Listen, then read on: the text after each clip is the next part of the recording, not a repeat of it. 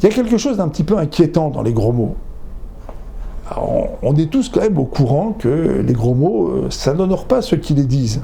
Malgré le fait qu'aujourd'hui, dans les émissions de télé, les hommes politiques, etc., disent des gros mots, mais c'est pas honorable. On aime bien les gens qui ont un langage raffiné, un langage propre, qui savent dire les choses proprement. Mais bon, dans le couple, visiblement, il y a une espèce de jouissance, et notamment quand on s'énerve, à lâcher des bordées de gros mots.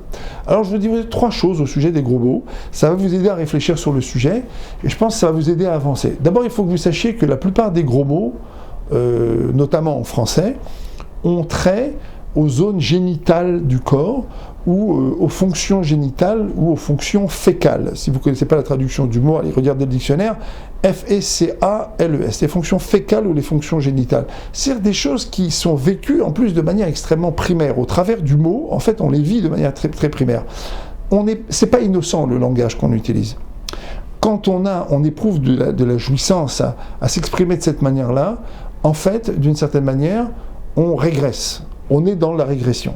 Et quand on est dans la régression, on ne peut pas nouer un rapport qui soit un rapport intelligent. Donc dès qu'on est dans les gros mots, c'est fini. On n'est plus, non seulement on n'est plus dans l'intelligence du rapport, mais on n'est plus dans la possibilité du rapport intelligent. Ça, c'est la première chose. Deuxième chose, les enfants écoutent. Donc il y a une fonction culturelle chez les gros mots, c'est que ça passe après chez les enfants. Et donc après, le manque de finesse, il est aussi véhiculé chez les enfants. Donc la famille devient finalement après, quand ça dégénère, un peu un défouloir. Donc là, il y a un autre problème ici, c'est qu'on ne peut pas s'étonner après d'avoir des enfants qui manquent de finesse. Parce que soi-même, on n'est pas capable d'exprimer les choses finement. Dernier point, pourquoi danger dans les gros mots? Parce qu'en fait, le gros mot, très souvent, c'est de manière symbolique la fin de la discussion. Et la fin de la discussion, c'est toujours la fin du droit à l'autre d'exister. C'est-à-dire qu'en vérité, quand je suis en conflit avec l'autre, la chose qui me dérange le plus, c'est qu'il puisse exister. Parce qu'il dit le contraire de ce que je dis, et puis il ne veut pas m'entendre. D'accord? Moi qui suis au centre de tout, c'est bien connu. Et qui doit être écouté, c'est connu du monde entier.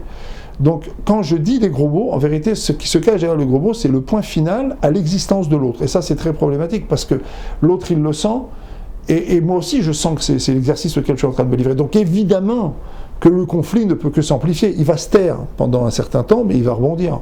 Donc, ces gros mots qui sont censés finalement mettre fin à la discussion, ou puis finalement avilir l'autre, ils ne font qu'activer le bouton du droit à l'existence, et donc derrière d'une certaine violence, parce que le gros mot est violent, et le retour de bâton il va être aussi extrêmement violent, et c'est comme ça qu'on aboutit à des conflits qui semblent être des conflits violents, alors qu'en fait au départ ce sont des conflits basse tension qu'on peut régler assez facilement, et qu'on a enlevé cette enveloppe de saleté, en fait on se rend compte qu'on peut tout à fait trouver un terrain d'entente, et finalement assez facilement. Donc un bon conseil, quand ça vous monte au nez, d'accord, n'hésitez pas à vous dire: le mot, tant qu'on ne l'a pas dit, on le contrôle, mais le jour où on l'a dit, c'est lui qui nous contrôle. Je vais faire un exercice maintenant.